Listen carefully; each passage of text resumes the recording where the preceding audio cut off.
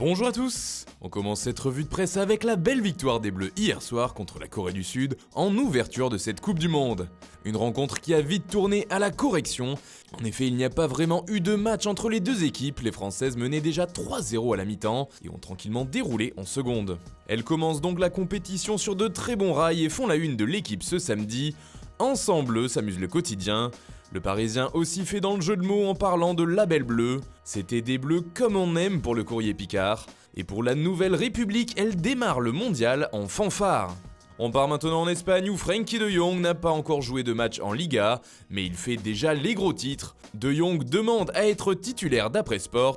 Le journal catalan explique que la performance du Néerlandais contre l'Angleterre a impressionné toute l'Europe et a confirmé que le Barça avait un crack de niveau mondial. Sport continue et affirme que De Jong a clairement montré qu'il ne venait pas pour une place de joueur important dans la rotation, mais bel et bien pour une place dans le 11 de départ, et que Valverde n'aurait d'autre choix que de lui offrir cette place de titulaire. Toujours en Espagne, Eden Hazard est officiellement un joueur du Real Madrid depuis hier soir. Ce samedi, il fait la une du quotidien Marca notamment. Enfin, Hazard, s'exclame le journal ibérique. Il faut dire que cela fait maintenant de nombreux mois que la venue du joueur belge semble être actée du côté de la Casablanca. Le Real a dépensé environ 100 millions d'euros pour l'arracher à Chelsea. Et Hazard, qui portera le numéro 7 l'an prochain, s'est engagé pour 5 ans avec l'équipe de Zinedine Zidane. D'ailleurs, le coach du Real Madrid fait parler de lui outre-Manche. Il fait par exemple la une du Daily Mirror en bonne compagnie. Selon le tabloïd anglais, Zidane veut absolument Paul Pogba dans son équipe et il serait prêt à proposer une opération avec Gareth Bale dans la balance. Il est vrai que le Gallois n'est plus vraiment dans les plans de Zizou et que son salaire coûte cher au Real.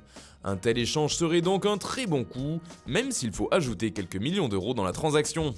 Enfin, on termine ce tour de la presse par le retour de Leonardo au Paris Saint-Germain qui semble se préciser. D'après les informations du Parisien, son arrivée pourrait tout chambouler dans l'organigramme du club. Les contacts de Leonardo pourraient faciliter les arrivées de certains joueurs comme Pogba ou Coutinho. En effet, il est proche de leurs agents respectifs, à savoir Mino Raiola et Kia Joorabchian. Leonardo arriverait avec une étiquette de président délégué. Son arrivée pourrait mettre Thomas Tuchel dans une situation délicate car il sera surveillé de près par le Brésilien. Voilà, c'est tout pour ce matin, bonne journée à tous, on se retrouve très vite pour une nouvelle vidéo sur Foot Mercato.